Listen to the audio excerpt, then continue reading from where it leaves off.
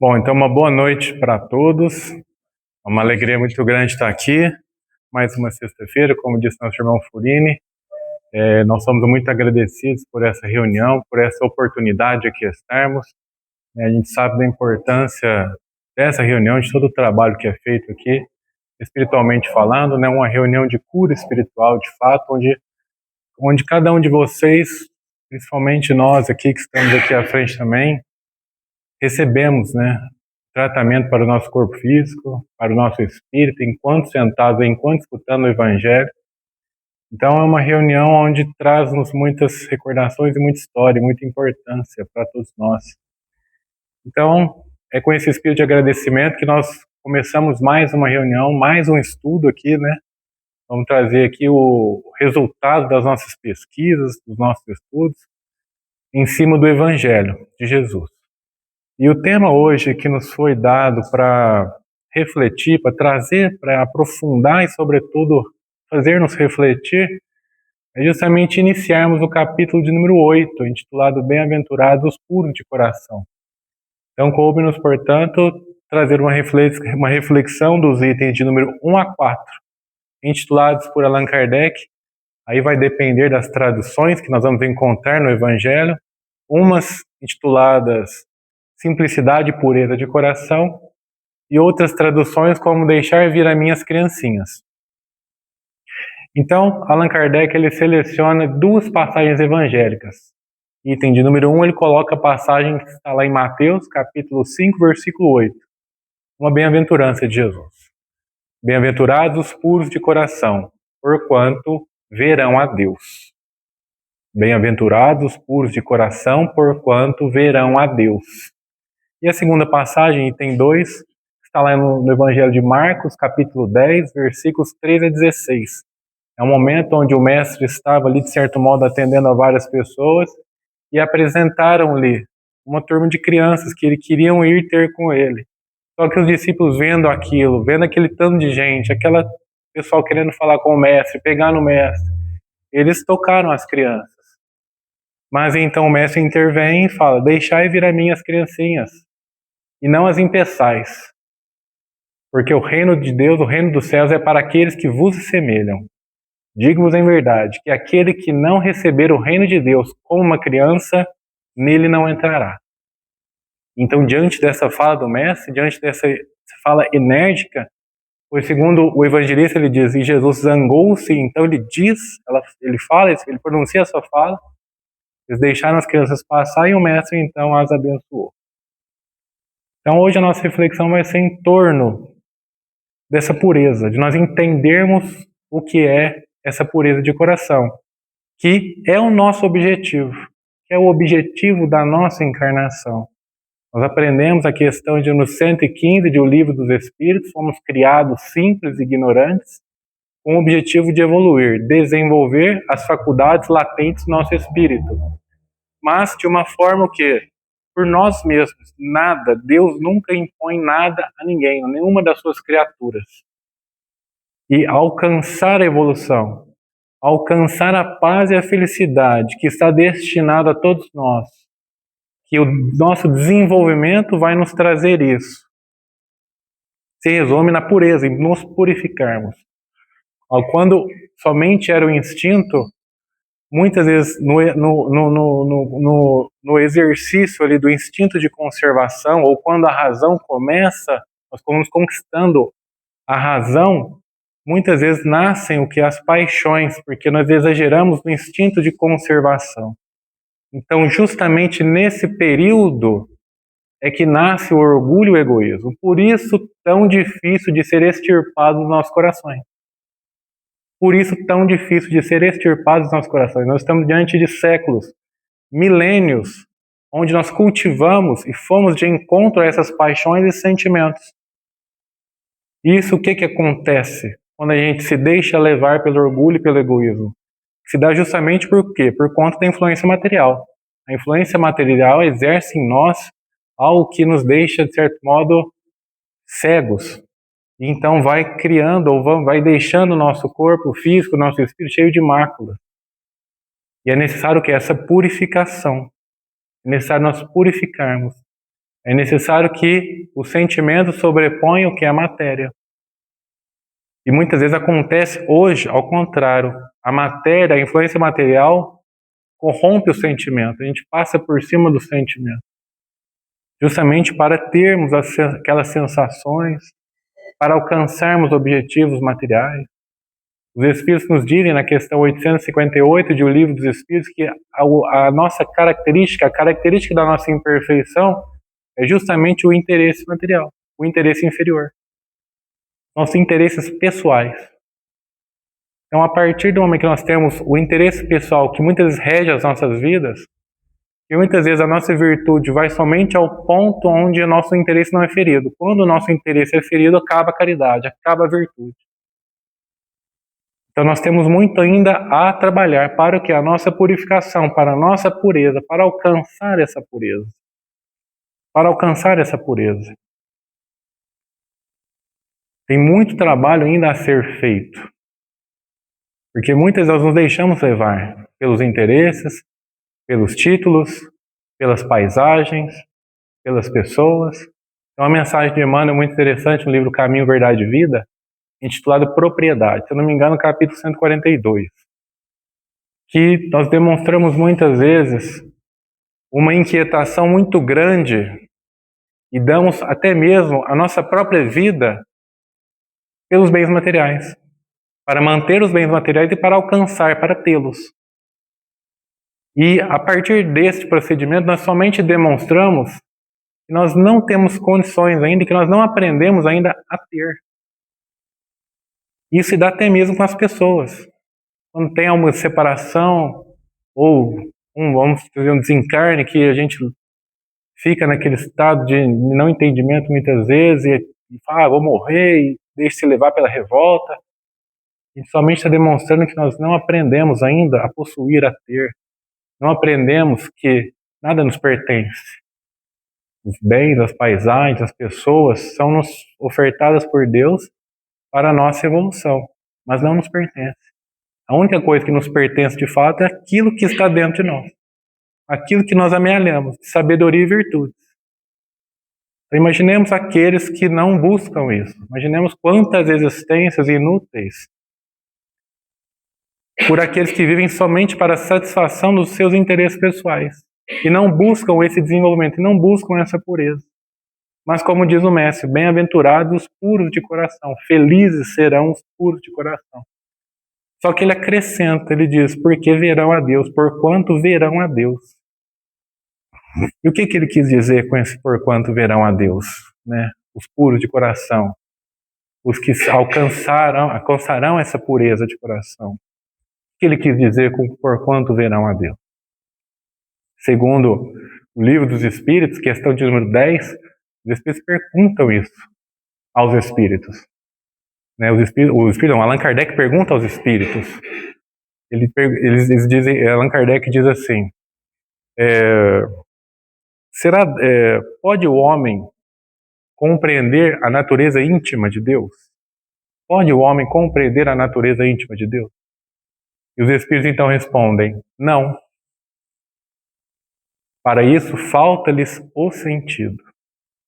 Ou seja, no estágio evolutivo que nós nos encontramos, nós não temos condições de ainda compreender a natureza íntima de Deus. E para nós isso é um pouco difícil de compreender, principalmente para aqueles que detêm uma certa intelectualidade acima da média. Vamos dizer assim, os pesquisadores, os cientistas, que muitas vezes por não conseguir ver de fato, não conseguir tocar, não senti-lo ali materialmente falando, eles desacreditam da existência de Deus. Eles desacreditam da existência de Deus.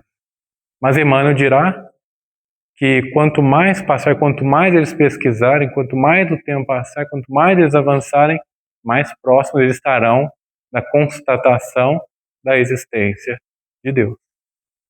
Da existência de Deus. E muitas vezes o que nos cega é justamente esse orgulho, essa vaidade. De achar que nós sabemos muito e na que a verdade nós não entendemos, não compreendemos ainda. Que aquilo que importa realmente não está visível aos nossos olhos. Dirão os Espíritos, em um livro dos Espíritos, que Deus está no fluido cósmico universal. Ou seja, Deus está em tudo. Em tudo. Na matéria, nas pessoas, nos animais, nas plantas, em tudo. Deus não está tão longe assim como nós supomos. Deus não está nos céus, julgando e vendo, esperando a gente chegar lá para julgar. Deus está dentro de cada um de nós, vendo as nossas vidas pelos nossos próprios olhos. Então Ele sabe o que está aqui dentro. Por isso os Espíritos dizem que para Deus é mais importante a intenção do que propriamente o ato em si, que propriamente fazer muita caridade. Porque dos demais eu posso esconder a minha intenção real. Ela pode não ser tão pura quanto aparenta ser. Então a intenção vale mais para Deus. Então Deus está em tudo, em todas as coisas. Em todas as coisas. Nos prolegômenos do Livro dos Espíritos, no prefácio, ali no final, os Espíritos nos revelam que a barreira que separa o homem de Deus chama-se orgulho e ambição. Isso é que separa o homem de Deus. Então isso está obscurecendo a nossa visão, para que nós possamos enxergar Deus. O orgulho exacerbado que por hora nos domina. Nós temos muita dificuldade, nós vamos reconhecer esse orgulho, na maioria das vezes, quando nós somos o quê? Feridos, insultados, ofendidos. Opa, mas espera lá, eu? Como assim eu? O que a pessoa está falando de mim? O orgulho, muitas vezes, por hora nós temos muito o orgulho ferido, a depender das situações em quais nós somos acometidos. Ambição, querer ser certo, ambição de querer alcançar, de querer fazer muito, julgando que quanto mais eu fizer, mais eu estarei acima, mais eu serei evoluído. Muitas vezes não é assim que funciona. Então Allan Kardec ele insiste, ele aprofunda um pouco mais na questão de número 11, que ele diz assim: será dado um dia ao homem compreender os mistérios da divindade? Ele já muda a pergunta e fala: será que um dia nós vamos poder compreender os mistérios da divindade? Por hora nós não conseguimos. E os Espíritos respondem: quando o homem não mais estiver obscurecido pela matéria, quando pela sua perfeição ele houver se aproximado de Deus, ele então o verá e o compreenderá. Então, o sentido que falta para a nossa evolução, para nós alcançarmos e conseguirmos enxergar Deus é o que? A pureza de coração. Quando o nosso corpo, quando o nosso espírito não mais estiver obscurecido pela matéria, quando a matéria não exercer tanta influência assim no nosso espírito, nós então veremos Deus e o compreenderemos. E para isso tem que acontecer? A pureza de coração. Temos que alcançar essa pureza. Temos que nos purificarmos de coração. De coração. Mas Allan Kardec insistente que a pergunta aprofunda um pouco mais, questão 244. Ele pergunta: os espíritos, agora ele joga para os espíritos veem a Deus? Os espíritos podem ver a Deus? E os espíritos respondem: somente os superiores o veem e o compreendem. Os inferiores o sentem e o adivinham. O sentem e o adivinham. E é o que a gente mais faz, fica tentando adivinhar o pensamento de Deus nas nossas vidas. O porquê das situações, o que Deus quer mostrar para nós. As coisas acontecem, não, Deus que quis. Não, isso aqui foi Deus que mandou. Parece alguém na nossa vida, não, foi Deus. A gente fica tentando o quê? Adivinhar. Espíritos inferiores que somos. Então a gente vai tateando, vamos falar assim, na escuridão, para conseguir enxergar o caminho, para conseguir enxergar para onde nós vamos. Nós vamos tateando nas sombras ainda. Na sombra. Emmanuel, no livro Ave Cristo, diante dessas respostas, Emmanuel nos diz que nós estamos ainda na infância espiritual. Porque do mesmo modo, ele faz um comparativo interessante, do mesmo modo que a criança ignora que o sol sustenta as nossas vidas, nós ignoramos que a infinita sabedoria de Deus nos dirige as nossas vidas e nos ampara. A gente duvida disso a todo momento, principalmente quando as coisas não vão do nosso grado ou do nosso desejo, ou quando vem uma dificuldade. A gente duvida desse amparo, dessa sabedoria divina. E os Espíritos são muito claros ao trazer-nos tantos relatos, principalmente nas questões ali da reencarnação, onde Deus, ele faz de uma maneira, de uma inteligência que vai entrelaçando ali os destinos, onde nada é por acaso, onde que não acontece ao acaso. Nós gozamos, de certo modo, de um livre-arbítrio relativo, no sentido de que a decisão sempre será nossa diante de tal situação, mas aquela situação foi criada justamente para nós. E todos que estão envolvidos não é um acaso, nós temos ali algo, de certo modo, a resgatar, algo a auxiliar, temos uma construção pretérita ali por detrás. Por mais que a nossa decisão não seja de permanecer junto com aquele grupamento de pessoas, por exemplo, mas Deus se faz da sua inteligência, da sua sabedoria infinita e tece uma outra situação a envolver outros espíritos que nós temos ainda ligação e ainda o que reparar muitas vezes. Aí que consiste esse livre-arbítrio relativo. Porque nada é perdido. Então imaginemos nós o trabalho que dá para uma encarnação, para uma pessoa vir e reencarnar. Tanto de destino que tem que entrelaçar com aquela pessoa, que tem que encontrar, que não é o acaso, que tem ligação lá atrás. Então imaginemos nós. Só a gente consegue imaginar isso, consegue imaginar a inteligência por detrás disso, como que pensa nisso tudo. Se encontrar em determinado momento, passar por determinada situação, muitas vezes o espírito reencarna somente para passar aquela situação e estar nas mãos deles, aceitar ou não, passar por aquilo ou não. Ele pode muitas vezes não passar, refutar. E a partir daquela atitude, uma nova situação. Então a gente vai tentando compreender. Hoje, com a graça da terceira revelação, da doutrina espírita, fica isso mais claro para nós. A gente consegue perceber o tanto que ainda nos falta e nos dá o quê? A humildade. Nos incita ou nos convida o quê? A humildade. Porque a gente não sabe de nada. Muito que nós achamos que sabemos é muito pouco ainda, falta muito. A gente está compreendendo ainda o básico. Que nós somos espíritos, de onde nós viemos, para onde nós iremos. A gente está custando a compreender isso. Está custando a compreender de que Deus dirige as nossas vidas, que Deus nos ampara a todo momento, que Deus não nos deixa desamparar. Estamos vencer o que é influência material. Estamos vencer a matéria. A gente se deixa levar muitas vezes e daqui a gente não leva nada, fica tudo aqui. A gente custa compreender isso. O apego, muitas vezes. O apego à matéria, às pessoas. Então esse é um caminho que nós temos que percorrer. Quanto nós não mais estivermos suscetíveis a tamanha influência, aí sim compreenderemos, veremos a Deus. Veremos a Deus. Mas essa questão da purificação, ela, desde a época do Cristo, ela foi muitas vezes mal compreendida. Porque desde a época do Cristo, ele sempre lutou contra isso, porque muitos julgavam que o exterior era o mais importante e se esqueciam do interior.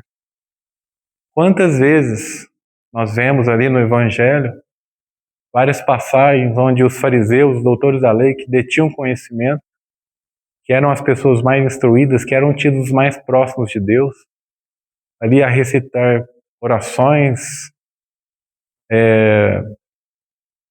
nas praças, nas vias públicas, mas com um sentimento por detrás, buscando somente o reconhecimento.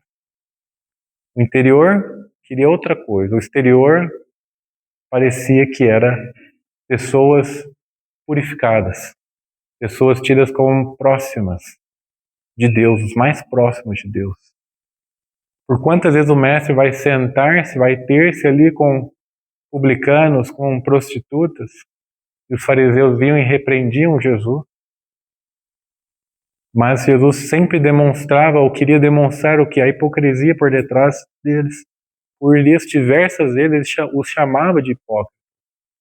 Porque eles aparentavam uma coisa, mas no fundo era outra. E o mestre ainda mesmo disse em determinados momentos: aquele que fez o exterior não fez também o interior? Aquele que fez tudo isso daqui que nós estamos vendo, ele não fez o que está aqui dentro também? Então, eles estão enganando quem? Estão querendo enganar quem? Estão querendo enganar quem? Nas várias passagens, como na parábola do bom samaritano, os doutores da lei ali que passam, o levita, na hora que ele vê o caído, ele passa de largo, ele passa longe, não passa nem perto, porque medo de se contaminar. Se contaminar. Então, a visão de pureza era tão equivocada que até mesmo comer certos alimentos era tido como uma pessoa impura.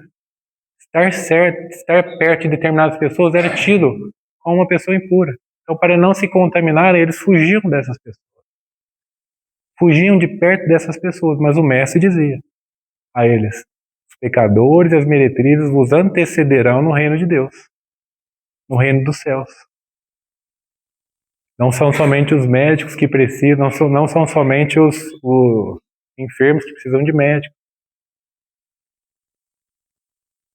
Então, Jesus, ele fazia o quê? Ele ia ao encontro dos necessitados. Ele ia ao encontro desses tidos como impuros. Ele fazia o que? O contrário.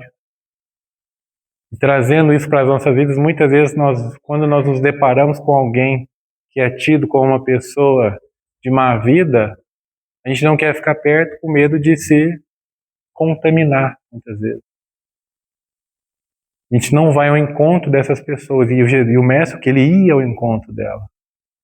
Ele ia ao encontro dos pecadores. Ele ia ao encontro das prostitutas, dos publicanos. E isso ainda permaneceu em nós, por muitos milênios. Onde nós julgamos que aquele que muito faz é uma pessoa próxima de Deus, é uma pessoa purificada. E a pretexto de não se contaminar, eu não vou em determinado lugar, não vou lá com aquela pessoa, a pessoa ali, ela faz isso e aquilo.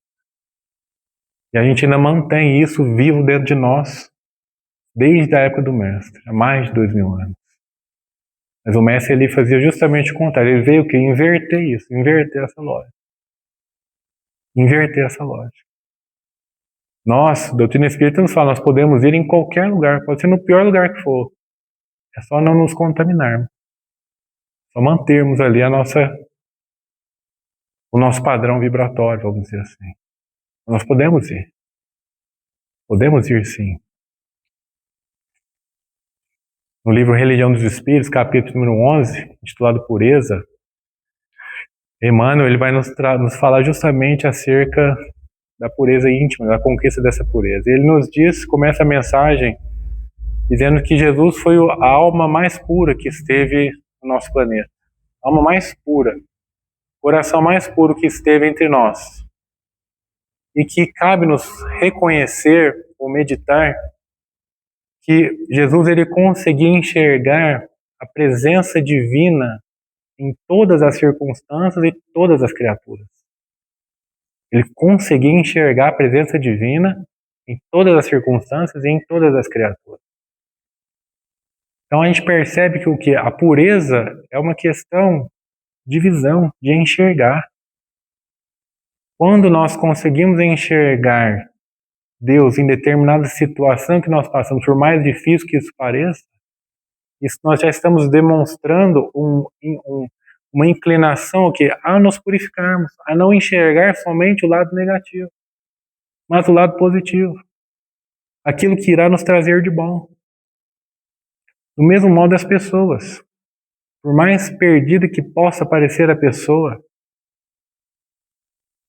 o mestre conseguia enxergar a presença divina naquela pessoa. O Espiritismo nos fala que o gênio divino está em todos nós. Então, o pensar na pessoa como uma pessoa que um dia irá se converter, que um dia irá se purificar, que o seu destino também é glorioso, isso é se purificar. Esse exercício que nós devemos fazer nos levará à purificação. E enxergar a presença divina nas situações e nas criaturas. Por mais difícil que possa parecer. Por mais difícil que possa parecer. Então a pureza de coração é uma questão de enxergar. Quando nós fazemos esse exercício de buscar enxergar o lado positivo nas situações e nas criaturas, e não evidenciar aquilo que está de errado, de equivocado, nós vamos aos poucos lavando os nossos corações das impurezas, das mazelas. Nós vamos lavando os nossos corações. Então é exercício. É exercício. Aí entra a importância do estudo. Emmanuel, numa outra mensagem, o livro Pão Nosso, capítulo 149, intitulado Escamas, nos diz que nós ainda temos pesadas escamas ainda nos nossos olhos, nos nossos pontos de vista, em virtude do nosso pretérito, da nossa construção pretérita. E isso tem que ser quebrado. Então é urgente nós reconhecermos esses nossos equívocos. Por isso que muitas vezes as pessoas dizem, eu sou assim, fui assim a vida inteira, não vou mudar. Escamas pesadas nos nossos olhos, ali no nosso ponto de vista. Para quebrar isso, muitas vezes é só uma dor, só uma dificuldade muito grande. Só muitas vezes uma humilhação para tirar esse orgulho tão grande. Por mais difícil que seja a situação, mas está lá. A oportunidade de vencer, de quebrar esse orgulho, essa ambição. De vencer essa barreira que separa nós e Deus. Enxergar a presença divina. Por mais difícil que possa parecer, por mais doloroso que possa parecer. Não que a gente tenha que ir de encontro a essas situações, não. Mas em determinado momento da nossa vida, elas se darão. Elas se darão. Elas se darão. Então enxergar, fazer esse exercício, isso é purificar, isso é ir de encontro à pureza. Ir de encontro à pureza. Então Emmanuel ele nos dá vários exemplos ali. A manjedoura, por exemplo, para muitos era um lugar desprezível, mas Jesus consegue enxergar a presença divina ali na manjedoura, nos trazendo a lição do quê? Da humildade, da simplicidade. Da humildade, da simplicidade. Emmanuel cita Maria de Magdala, Maria Madalena. Muitos achavam-na uma companhia também desprezível, porque por conta do seu passado. Os próprios apóstolos, após a morte do mestre, onde ela quis se juntar a eles, não aceitaram, não deixaram. Os próprios apóstolos que estiveram com o mestre durante 3 anos, participando das suas lições, das curas, fizeram ainda um belíssimo trabalho, levaram o evangelho adiante. Quando a gente vai ver ali no livro Paulo Estevão, a Casa do Caminho que eles fundaram, Paulo de Tarso vem, leva o evangelho, divulga o evangelho, mas eles não aceitaram Maria de Magdala. E o mestre viu naquela mulher a presença de Deus. Tanto é que deu a ela a oportunidade ou a tarefa de levar a maior notícia que nós já tivemos, que foi a ressurreição do mestre, que ele estava vivo. Foi dada a uma mulher, foi dada a Maria de Magdala. Maria de Magdala. Segundo Humberto Campos, no próprio livro Boa Nova, quando ele traz ali o capítulo sobre Maria de Magdala, ele nos diz que foi a maior conversão do evangelho, foi de Maria de Magdala, maior até mesmo do que de Paulo de Tarso. Maior do que Paulo de Tarso. Com o coração mais convertido para o cristianismo foi Maria de Magdala. Não foi Paulo de Tarso. Não foi Paulo de Tarso. Então o mestre ele enxergou isso de longe. Os discípulos não conseguiram perceber isso, mas o mestre conseguiu enxergar. O próprio Simão Pedro, que era tido como uma pessoa rude, enérgica, nervosa, onde muitos duvidavam daquilo que os prodígios que ele estava fazendo, tornou-se o que? O sustentáculo, a pedra, a rocha do Evangelho, onde em muitos momentos, onde esteve próximo a dispersar ali, a acabar o cristianismo, vem Simão Pedro e sustenta ali, e consegue segurar. Como nos dirá Emmanuel no livro Paulo Estevão, naquele momento ali onde Tiago e Paulo de Tarso estavam em conflito, estavam prestes a romper ali, ao ver um rompimento, Simão Pedro vem e apazigua, e consegue levar adiante. Aquele momento foi um momento crucial, onde o cristianismo, se tivesse aquele rompimento, não teria ido adiante. Não teria ido adiante. Mas o mestre enxergou em Simão Pedro. Tanto é que ele diz: depois volta e confirma os teus irmãos. Volta e confirma os teus irmãos. A partir da sua mudança, através da sua conversão, você vai voltar e vai confirmar todos eles. Todos eles. Saulo de Tarso, um dos maiores perseguidores do cristianismo, quem poderia enxergar nele a presença divina? Mas o mestre enxergou. Mas o mestre aparece para ele na estrada de Damasco e ele então converte-se o maior divulgador do cristianismo, um dos maiores defensores do cristianismo, bem em meio a pedradas, a insultos. Ele permanece fiel durante 30 anos e leva o cristianismo para fora de Jerusalém, para todos nós. Então, o mestre consegue enxergar uma pessoa como Saulo de Tarso, como era Saulo de Tarso, a presença de Deus, e dar essa tarefa a ele, confiar essa tarefa a ele. Portanto, quando nós, encerrando a mensagem, quando nós alcançarmos essa pureza, essa purificação, nós vamos conseguir, portanto, enxergar a presença divina nas situações, nas circunstâncias e nas pessoas. Cientes de que Deus nunca perde a esperança nos seus filhos. Nunca perde a esperança nos seus filhos. Olha que bonito isso. Deus jamais perde a esperança. Em nenhum. Por pior que possa parecer, ou aparentar naquele momento, mas Deus jamais perde a esperança. Por isso que o mestre fala: nenhuma ovelha se perderá. Nenhuma ovelha se perderá. Para nós, ao olhar o procedimento de algumas pessoas, a gente pode julgar isso ser impossível. E quantos nós assim abandonamos, dizendo: ah, o fulano lá não tem jeito não. Não, que lá deixa. Não ajuda não, que não adianta. Você ajuda uma vez, vai voltar a fazer errado e assim vai, não adianta. Deus não perde a esperança numa criatura como essa. Muitas vezes utiliza-se de nós para auxiliá-lo e para que a gente possa fazer esse exercício de enxergar nele a presença de Deus, a presença divina. De que se Deus não desiste, imagina nós então, se o próprio Deus não desiste, nós não deveríamos também desistir. Não deveríamos também desistir. Então essa pureza está relacionada ao modo de enxergar as situações. Como nós devemos enxergar as situações das criaturas.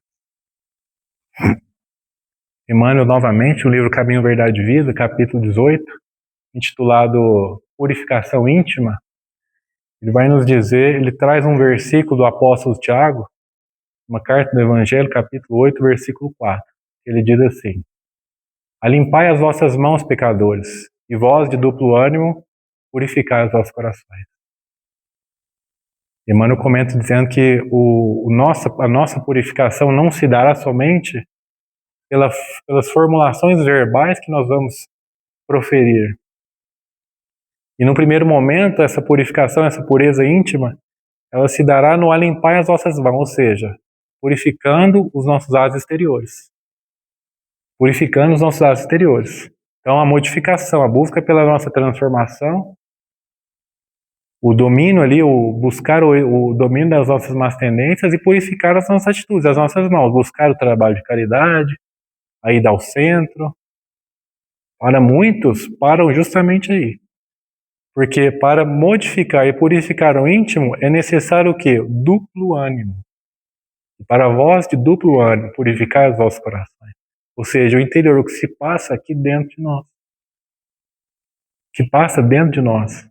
André Luiz, no prefácio do livro Nosso Lar, ele vai dizer que o ingresso do discípulo, o ingresso da criatura na academia do Evangelho se dá de uma estranha maneira. Somente ele e o mestre.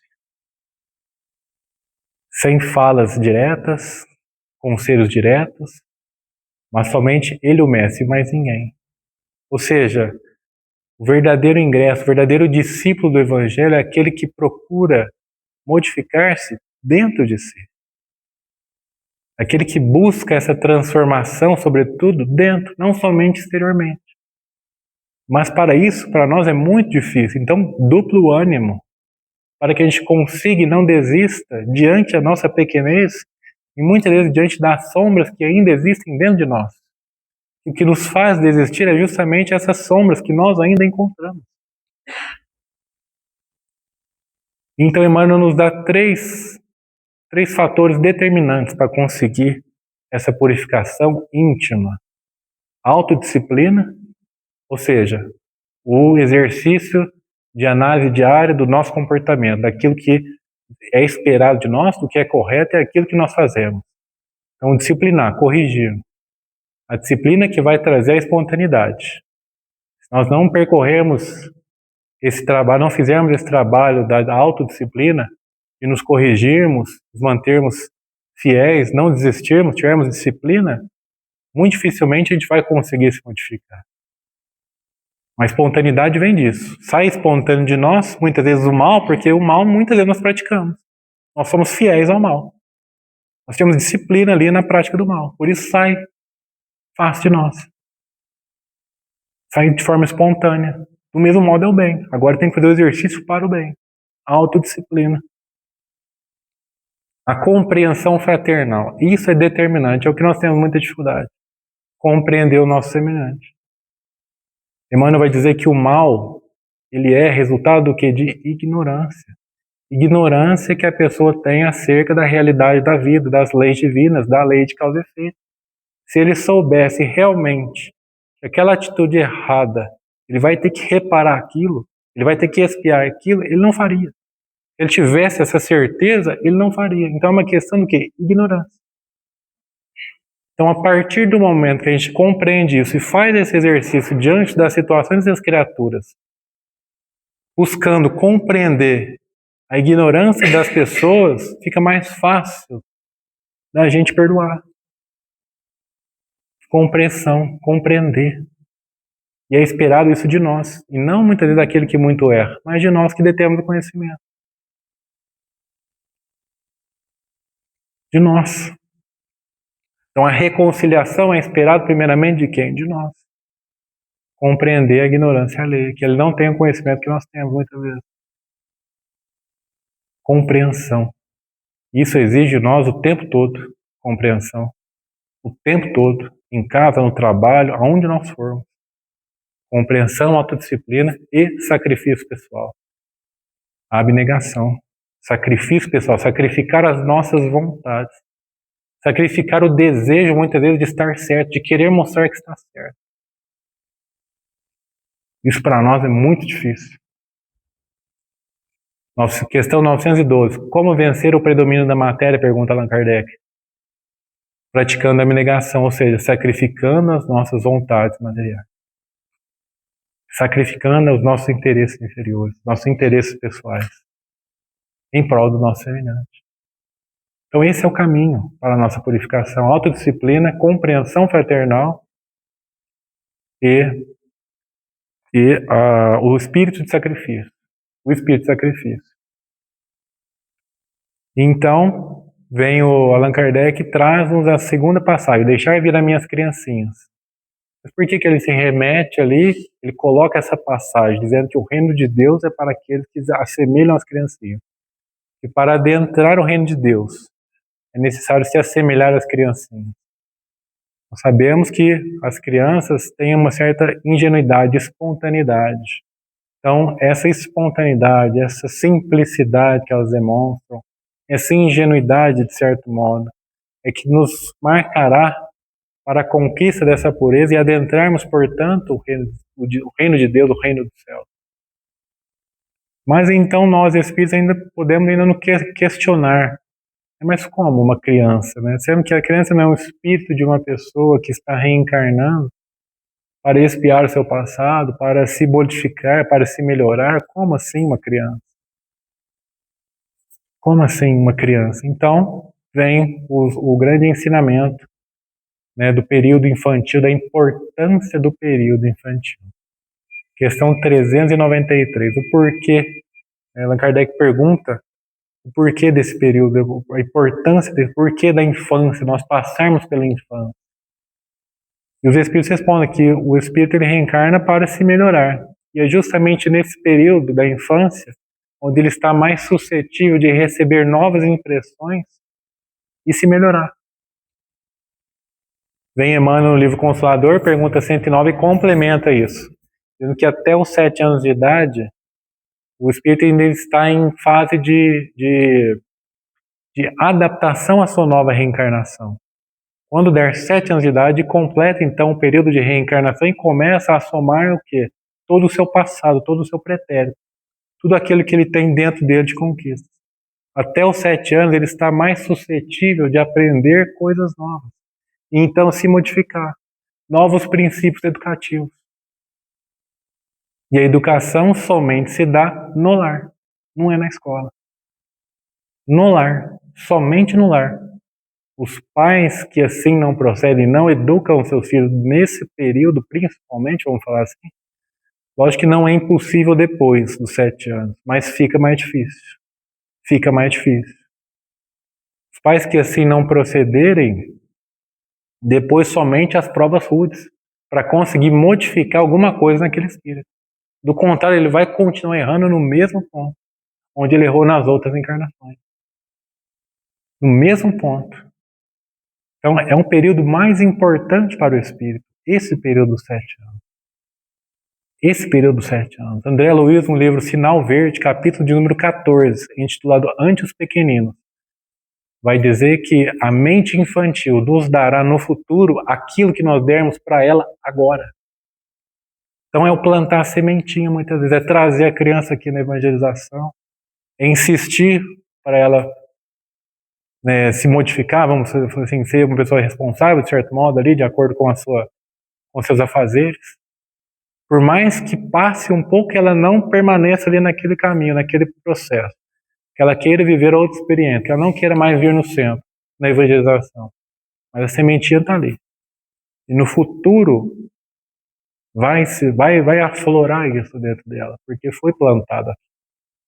Porque foi plantado. Vem muitas vezes o arrependimento, nossa, meu pai e minha mãe estavam certos quando falava isso ou aquilo. Plantou, você plantou. Por mais que aquilo demore a aparecer, mas uma hora ela vai aparecer. No futuro isso vai voltar. Isso vai voltar. É um momento muito delicado e muito importante. A lembrança do mundo espiritual na criança é muito viva ainda. A lembrança do seu passado ainda é muito viva. É um período muito delicado para a criança.